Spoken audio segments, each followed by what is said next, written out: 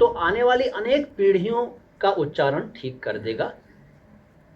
मेहनत थोड़ी सी करनी पड़ेगी, लेकिन समाज का बहुत बड़ा भला होगा। मेरा ये जो चैनल है जिसका नाम अभी इन्होंने लिया, माँ हिंदी मैं उर्दू, ये मैं इसीलिए रन कर रहा हूँ। पिछले 8 साल होने वाले हैं। 2017 की जनवरी में शुरू किया था। 2400 से यानी 2400 से ज़्यादा वीडियोस हो गए हैं। रोज़ एक वीडियो देता हूँ। कल भी आया था, आज भी आया था, कल भी आएगा, आता रहेगा। इसके अलावा सोशल मीडिया पर अगर सारे वीडियोस की बात करूँ तो मैं समझता हूँ 4000 वीडियोस मेरे अभी तक हैं। एक समाज सेवा है, सोशल वर्क है। कोई व्यूअर्स की चाह नहीं है, सब्सक्राइबर्स की कोई वो नहीं है। हालांकि 1,30,000 से ज़्यादा सब्सक्राइबर हो चुके हैं, लेकिन वो तो बहुत कम है 8 साल में इतने से। लेकिन मुझे उसकी परवाह नहीं है। एक समाज सेवा है। मैं थिएटर से जब जुड़ा अपनी पढ़ाई के दिनों में, तब मैंने महसूस किया कि जो हमारे आर्टिस्ट आते थे, हमारे सहकर्मी होते थे, तो उनके उच्चारण में बड़ा लोचा होता था। लोचा मुंबई का शब्द है, मुझे नहीं बोलता हूँ आमतौर पर। बड़ा ही वो गलत उच्चारण करते थे। वहाँ से मुझे प्रेरणा मिली। लेकिन अब हालत यह है कि मेरे व्यूअर्स जो हैं वही लोग नहीं हैं जिन्होंने मुझे प्रेरणा दी थी चैनल बनाने की, बाकी सब हैं। तो ये एक समाज सेवा के पॉइंट ऑफ व्यू से मैंने शुरू किया। अब जो लोग ये कहते हैं कि यार नुक्ते की क्या ज़रूरत है, यार कोई ज़रूरत नहीं है। कोई शब्द चाहे कहीं से भी आया, हिंदी में आ गया तो हिंदी का हो गया, यार नुक्ता क्यों लगाएं। मैं उनसे ये बड़े सम्मान से, बड़ी इज्जत से, बड़े अदब से ये अर्ज़ करना चाहता हूँ, ये निवेदन करना चाहता हूँ कि सर, हम इसमें अड़ क्यों जाएं कि हम तो नहीं लगाएंगे। मत लगाइए। आप, आपकी जो मर्जी है बोलिए, जो मर्जी है कहिए, जो मर्जी है लिखिए, जैसे चाहें लिखिए, वर्तनी कुछ भी कर दीजिए। लेकिन जब आपसे कोई पूछेगा कि ज ज क ख ख ख ग घ फ फ वाले शब्दों में अंतर समझा दीजिए। तो उस समय आप उसको अपनी उम्र या अपने जो अपना ज्ञान है या अपना जो स्टेटस है, उसके प्रेशर में दबा तो देंगे। चुप बैठ जा, तू क्या चुप रह, ये होता है बस। मैं कह रहा ना, होता है, वो चुप हो जाएगा। लेकिन उसके अंदर संतुष्टि नहीं आएगी, वो कहीं और ढूंढेगा। तो उसकी जिज्ञासा की शांति के लिए अगर हम थोड़ा सा सीख ले या समझ ले, सोचे इस पर, तो क्या नुकसान है यार, क्या प्रॉब्लम है। हिंदी में जो 5 उच्चारण, 5 साउंड्स, 5 ध्वनियों की बात की मैंने, क ख ग और ज और फ, ये 5 ध्वनियां जो हिंदी में हैं, इन ध्वनियों के साथ साथ ये जो उर्दू वाली ध्वनियां हैं, क ख ग फ ज, ये हमें बोलनी चाहिए। क्यों नहीं बोलना चाहिए, अभी हम इस पर क्यों बोलना चाहिए, अभी आऊँगा इस पर, उदाहरण के साथ समझाऊंगा अपनी बात। लेकिन अभी सिर्फ इतना जानिए कि बोलना हमें चाहिए। और मैं कल ट्रेन में था, सुबह जब ट्रेन में जागा तो मैं जहन में कुछ शायरी वगैरह। अच्छा, शायरियाँ कितने लोगों को पसंद है, स्टूडेंट से पूछ रहा हूँ। शायरियाँ हाथ उठाएं। बहुत से लोगों ने हाथ उठा दिए। अब सुन लीजिए आप, शायरियाँ कुछ होता ही नहीं है। शायरियाँ अपने आप में गलत शब्द है, शायरी का बहुवचन है ही नहीं। हम लोग जिसको शायरियाँ कहते हैं ना, वो शेर हैं, शेर, वो लॉयन नहीं, शेर। वो, अब इन दोनों का अंतर क्या है, इन दोनों के अंतर में उच्चारण में थोड़ा सा अंतर है, लेकिन हम वो हिंदी में हम वो लोग यूज़ नहीं करते हैं, ज़रूरत भी नहीं। हम हिंदुस्तानी लोग हैं, क्यों अरबियों की नकल करें यार, हम नहीं करेंगे। हम तो शेर बोलेंगे। हम क्यों शेर बोलें, शेर, ये है उच्चारण। लेकिन नहीं, हम शेर बोलेंगे, सब बोलते हैं शेर। उर्दू की स्पेलिंग शीन आयन, शायद कुछ उर्दू जानने वाले हों जानते होंगे, और रे, ये वो 2 लाइनों का पद जिसको हम लोग शायरियाँ कहते हैं। भाई हम लोग के स्टूडेंट्स लोग होते हैं, शायरियाँ, भाई मैंने बहुत शायरियाँ सुनी यार, वहाँ पे तो एक आए थे, उन्होंने बहुत शायरियाँ सुना दी, मैं चलो सुनाता हूँ। कल मैंने ट्रेन में बैठ कर जो 2 लाइन क्रिएट कर दी, वैसे ही वो ये है। अब अंतर यहाँ से शुरू होगा साउंड्स का। मैंने क्रिएट किया कल के तुम्हारा कल्ब भी तुम जैसा खूबसूरत है। तवज्जो चाहूँगा, अब ये शायरी शुरू हो रही है, यहाँ से लग रहा है मुशायरा हो रहा है, लेकिन हो नहीं रहा है। तुम्हारा कल्ब भी तुम जैसा खूबसूरत है, मुझे यकीन है एक दिन इसे चुरा लूँगा। ये एक युवा के मन की भाव हो सकते हैं। अब अर्थ का अनर्थ कहाँ होगा, ध्यान दीजिएगा। मैंने जो उच्चारण शायद कोई जानता है, हंस पड़े। कोई बात नहीं, फिर से बोलता हूँ, तुम्हारा कल्ब भी तुम जैसा खूबसूरत है, मुझे यकीन है एक दिन इसे चुरा लूंगा। अब इसको आप ऐसे बोलिए, तुम्हारा कल्ब, कोई बात नहीं, कोई बात नहीं, भी तुम जैसा खूबसूरत है, कोई बात नहीं, कुछ भी बोलिए, कुछ भी लिखिए, कोई प्रॉब्लम नहीं है, लेकिन थोड़ा सा समझने की कोशिश करेंगे कि तुम्हारा कल्ब भी तुम जैसा खूबसूरत है, मुझे यकीन है एक दिन इसे चुरा लूंगा। यकीन को यकीन कह दिया, कोई बात नहीं, खूबसूरत को खूबसूरत कह दिया, कोई बात नहीं, मगर कल्ब को कल्ब कह दिया तो क्या होगा, अर्थ जानो। अब बताता हूं, क्या किसी को कल्ब का अर्थ मालूम है? नहीं। अर्थ क्या बनेगा? कल्ब दिल, हार्ट, हृदय, और कल्ब कुत्ता। यस, कल्ब का मतलब है कुत्ता। अब ये बनेगा कि तुम्हारा कुत्ता भी तुम जैसा खूबसूरत है। तो बड़ा हो गया ना। अब एक बच्चा अगर आपसे पूछे कि मुझे ये इस शायरियाँ नहीं, इन लाइनों में, इस शेर में ये जो शब्द लिखा है, इसका अर्थ बता दीजिए, तो अगर आप उसको कल्ब पढ़ेंगे और वो जानता हुआ बोलेगा, यार कल्ब तो वो कोई आए थे, वो कह रहे थे कि कुत्ता होता है, आप कह रहे हैं दिल होता है, तो दिल कल्ब है और कल्ब कुत्ता है। या तो हम इस पूरे के पूरे इस शेर को भूल जाएं, तो हमें फिल्मी गानों को भूलना पड़ेगा। आप सब जितने भी लोग यहाँ बैठे हैं, हिंदी गानों को ज़रूर किसी न किसी गाने को पसंद करते होंगे, और आप में से हर एक के कई फिल्मी गाने फेवरेट होंगे। मैं गारंटी से कहता हूँ कि आप अपने सभी फेवरेट हिंदी फिल्मों के गानों में से कोई एक गाना भी ऐसा नहीं बता सकते जिसमें उर्दू के शब्द ना हो।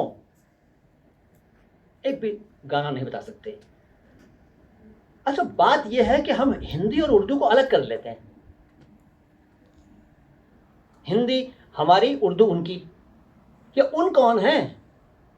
अनेक लोग तो पाकिस्तान की भाषा कहते हैं उर्दू को। पाकिस्तान की नहीं है, हमारे भूमि में, हमारी भारत भूमि में जन्म लिया इस भाषा ने।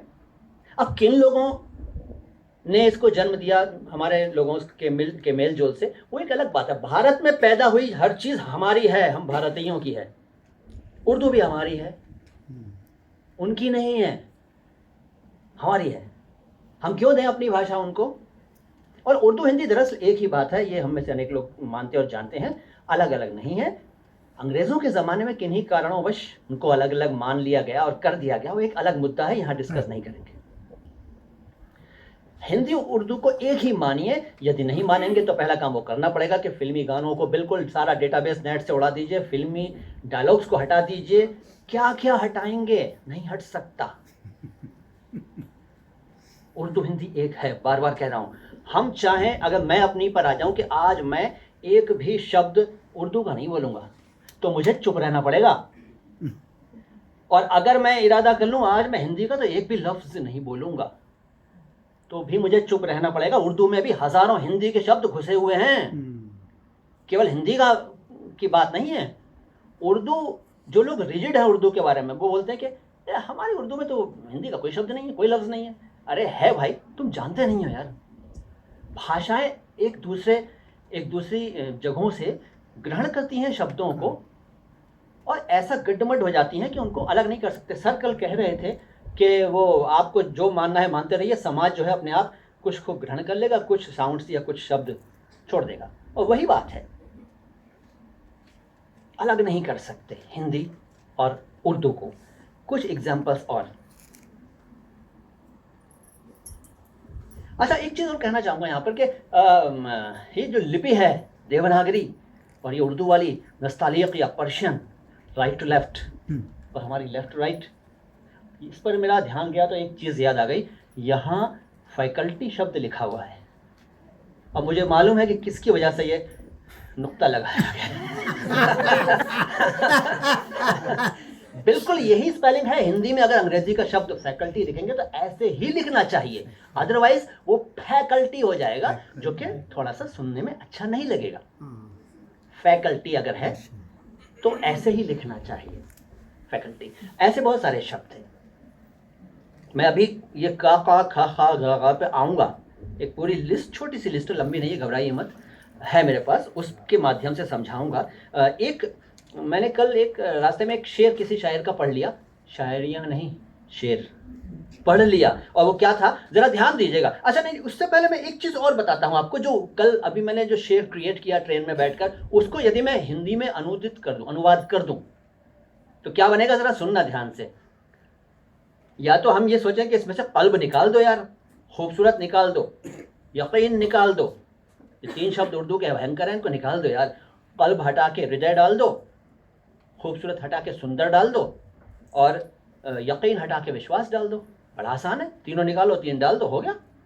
लेकिन जो लोग कविता को समझते हैं, मीटर, वजन, छंद को समझते हैं, वो जानते हैं कि कैसा कबाड़ा होगा। अब सुनिए कैसा कबाड़ा होगा।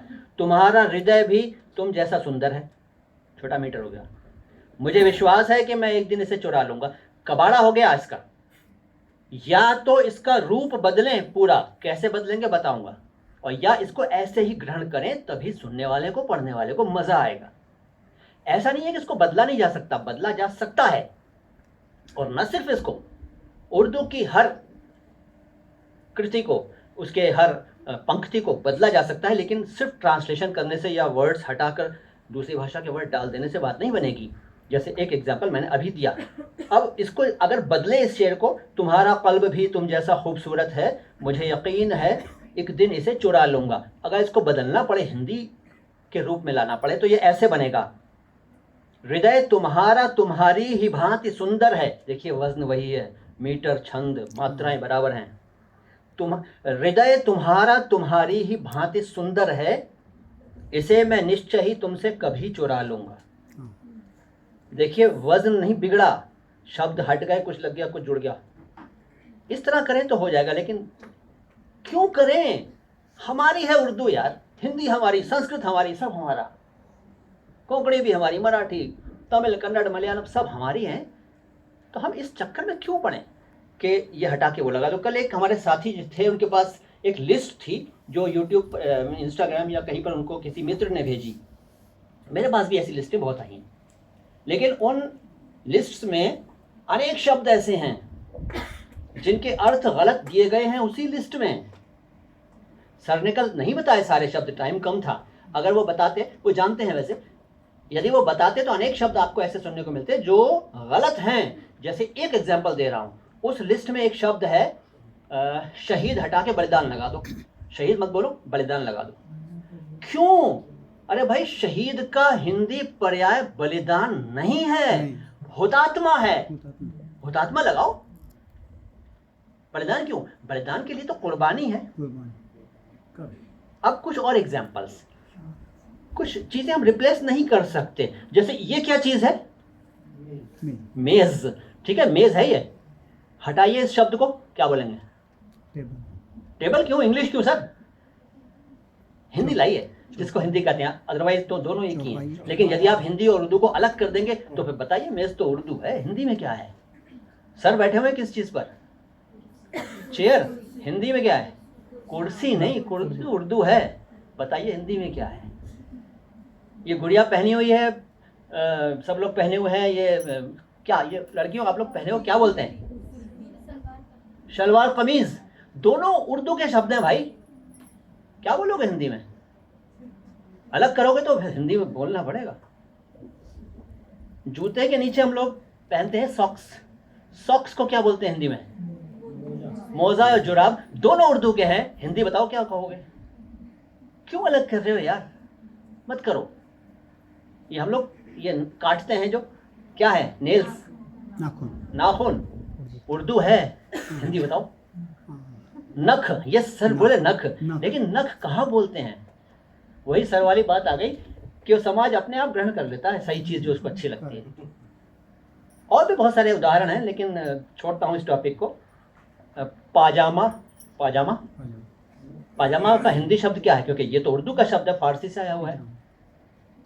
मान्यता, मान्यता यानी कि लोगों का ख्याल ये है कि जो राइट टू लेफ्ट लिखी जाए तो वो उर्दू है, या जिसमें पर्शियन और अरेबिक और टर्किश वर्ड्स ज़्यादा हो तो वो उर्दू है, और अगर लेफ्ट राइट लिखी जाए और संस्कृत निष्ठ शब्द ज़्यादा हो तो वो हिंदी है। ऐसा मान लेते हैं, मत मानिए।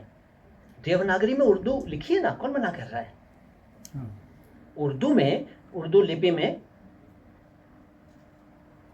श्रीमद् भगवद गीता पूरी की पूरी उर्दू में मौजूद है। अंग्रेजों के ज़माने में लिखी गई थी। रामायण भी मौजूद है, मेरे पास हैं दोनों किताबें। और ऑनलाइन मैंने पूरी रिकॉर्डिंग की, मैं वॉइस आर्टिस्ट भी हूँ, क्या क्या बताऊँ, तो उसको मैंने श्रीमद् भागवत गीता पूरी की पूरी मेरी आवाज़ में उर्दू में मौजूद है, आप सुन लीजिए। तो ये सोचना ठीक नहीं है कि ये उनका ये हमारा, अरे सब सबका है, मिलजुल के रहो यार। बहुत सारे ऐसे उदाहरण हो सकते हैं कुछ। मैं अब उन अक्षरों पर, उन साउंड्स पर आता हूँ। ये सबसे पहले बात करता हूँ क और क़ा की, जो मैंने अभी क़ल्ब और कल्ब वाली बात कर दी थी।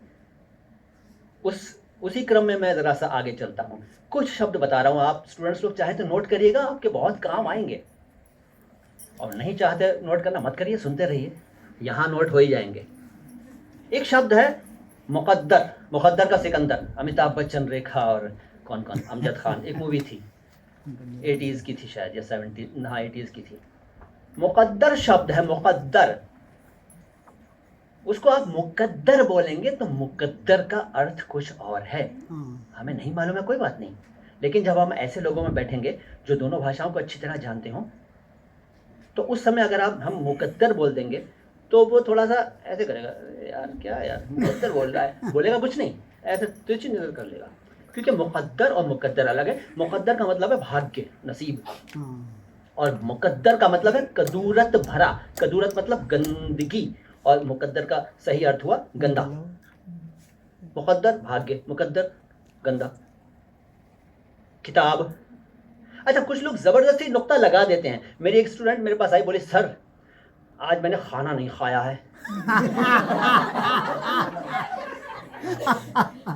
तो मैंने कहा बेटा तू रहने दे, छोड़ दो। बोले क्या हुआ सर, क्या हुआ?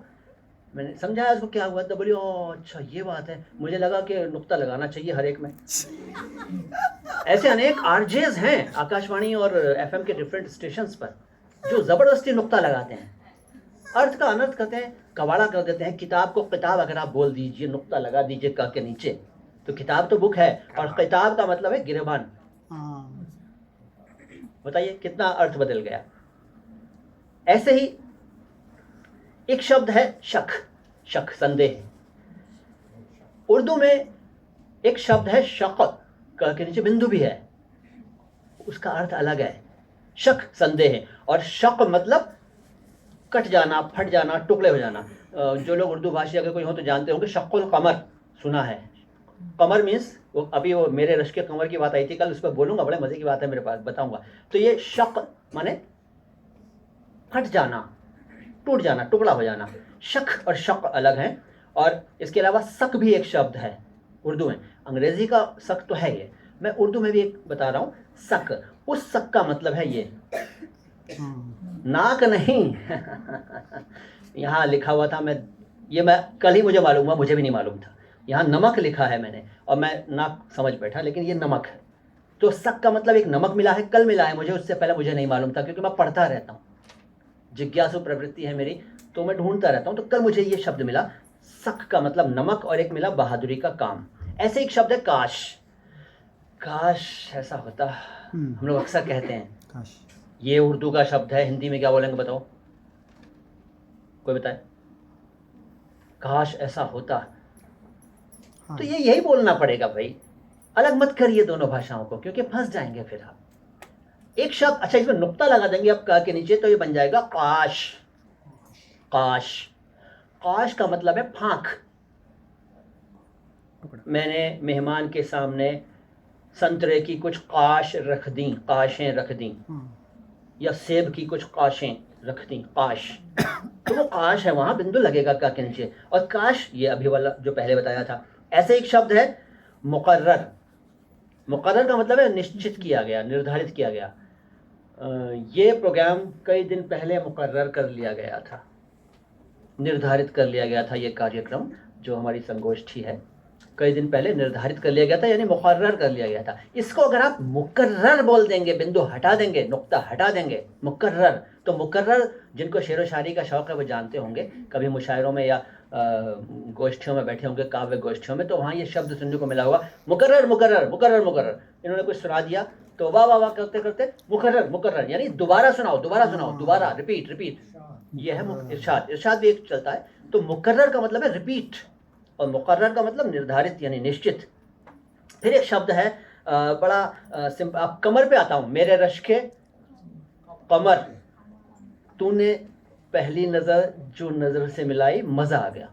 ये रश के कमर कल बता दिया गया था, हमारे भाई साहब ने किसी ने बताया था, लेकिन वो अगर रस के कमर कर दें तो बड़ा हास्यास्पद हो जाता है। रस के कमर, कमर सब जानते हैं, और कमर चांद है, कल बता ही दिया गया। तो रश के कमर का अर्थ भी कल बता दिया गया, बिल्कुल सही बताया था।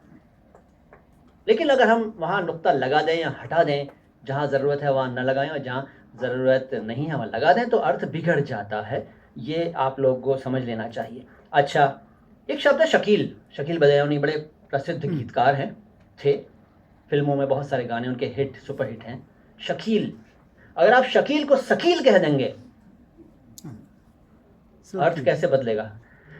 शकील अगर हम कहते हैं और इस पर तुर्रा ये कि वहाँ का के नीचे नुक्ता भी लगा देते हैं, तो वह शकील बन गया। शकील, शकील का मतलब है हार्ड, हजम होने में जो हार्ड हो, कहते हैं देर से हजम होता है, जो पाचन में देरी लगाए, अधिक समय ले, वो होता है शकील।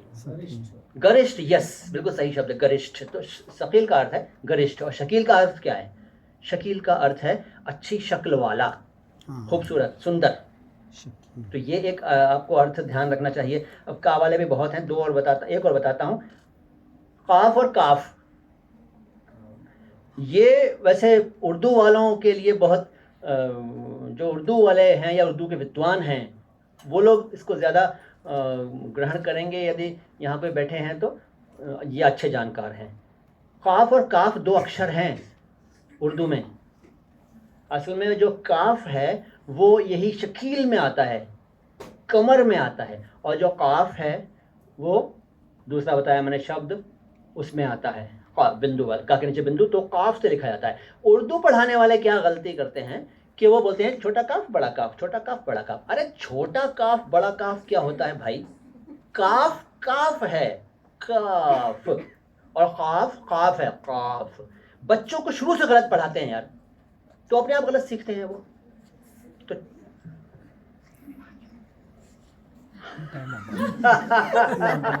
मुझे मालूम था, और ये अच्छा किया, अच्छा किया।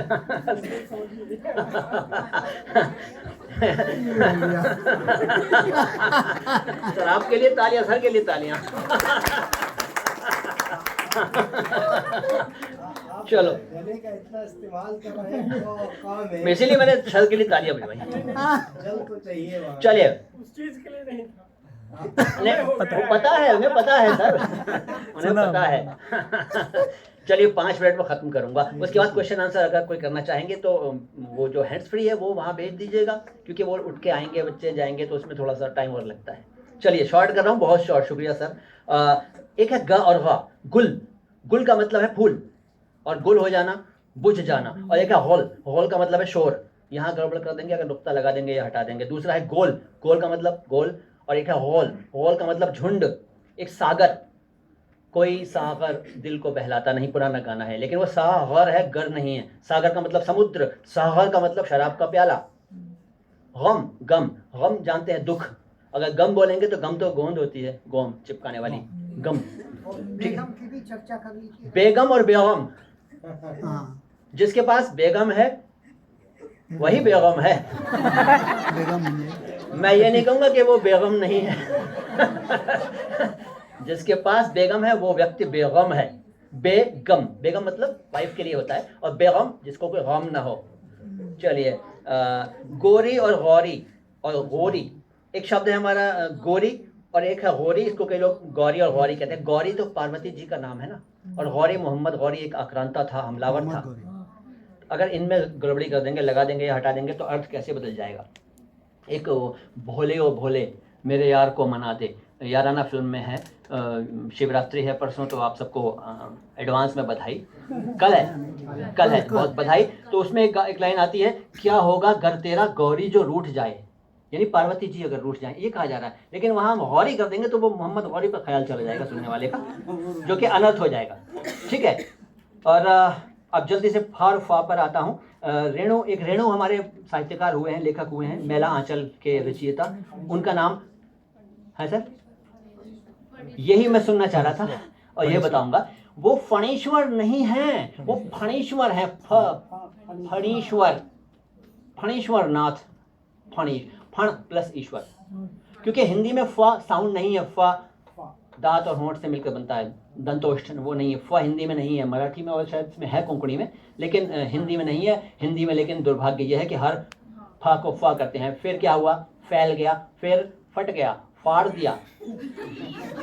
गलत है, ये सब गलत है। लेकिन भयंकर गलती तब हो जाएगी जब मैं अगर घर जाऊं अपने और जाके अपनी बीवी को देखूं, बोलूं आज तो फूल लग रही हो। वो तो जानती है कि ये फूल कह रहा है जानबूझ के। मैं फूल नहीं कह रहा हूँ, फ्लावर लग रही हो ये नहीं कह रहा हूँ, मैं कह रहा हूँ फूल लग रही हो। तो रोटी नहीं मिलेगी खाने को उस दिन। ऐसे बहुत सारे उदाहरण है, टाइम नहीं है मेरे पास, सर ने याद दिला दिया है। और जल्दी से जा और जा पर आता हूँ। इससे पहले खा और खा रह गए। खाल और खाल अलग अलग हैं, खान और खान अलग हैं, खाली खाली, खुदा खुदा।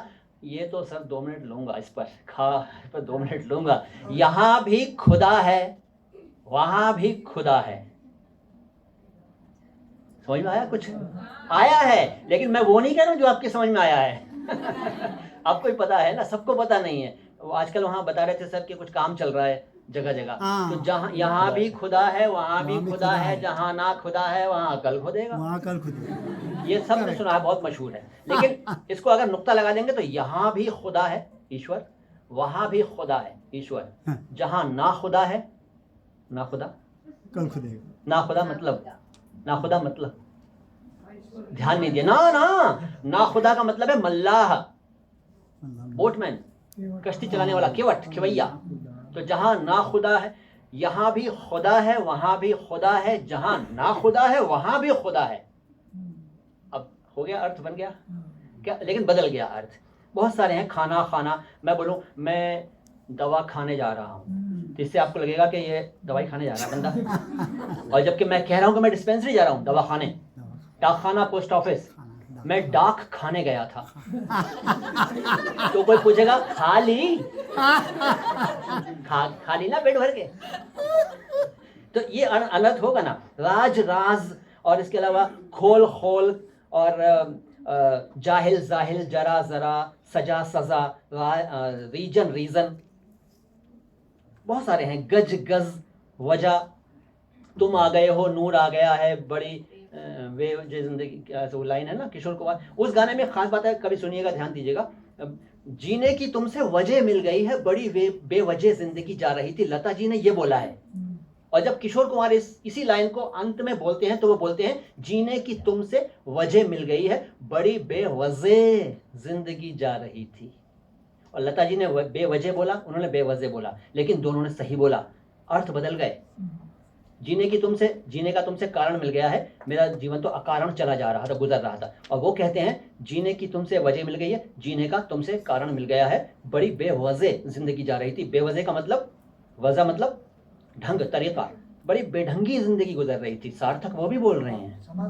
समाप्त कर रहा हूँ, थैंक यू सर। तो इसी के साथ मैं अपनी बात खत्म करूंगा, बीच में रोकूंगा। आप सबका आभार और बहुत बहुत शुक्रिया कि आपने इतना समय दिया और मुझे सुना, और उम्मीद करता हूँ कि मेरी बातें शायद आपके कुछ ना कुछ काम आएंगी। शुक्रिया।